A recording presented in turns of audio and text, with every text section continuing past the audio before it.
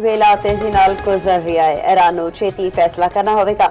Iran बेहतर तरीके न लगे फतेह वरना उसे कुछ नहीं बचेगा। अमरीकी सदर ट्रंप ने एक बार फिर ईरान ਨੂੰ ਧਮਕੀ आख्या ईरान दी नवीं तजवीज़ां दा इंतजार है, हो सकता है पिछली तजवीज़ां तो बेहतर होण।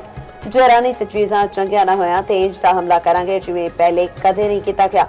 दूजे पासे अमरीकी सदर ट्रंप दा इजरायली वज़ीर आज़म नेतन्याहू नाल टेलीफोनिक राबता।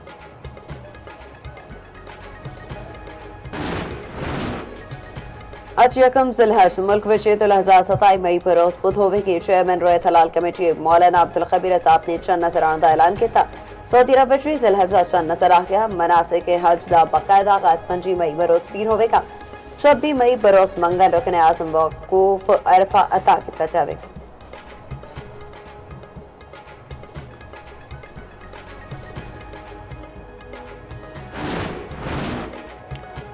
रावलपिंडी के इलाके गंजमनी स्टेशनरी के गोदाम आतिजगी गोदाम सोया हुआ नौजवान दम घुटन नाल जां बहक हो गया।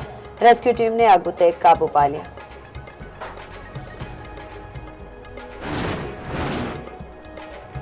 कराची में सुपर हाईवे ते तेज रफ्तार ट्रॉलर पुलिस वैन उत्ते चढ़ के दो एहलकार जां बहक। हादसे के बायस पुलिस वैन मुकम्मल तबाह हो गई। ईदी हुकाम के मुताबिक जां बहक एहलकारां दी लाशां नूं अस्पताल मुंतकिल कर दिता गया।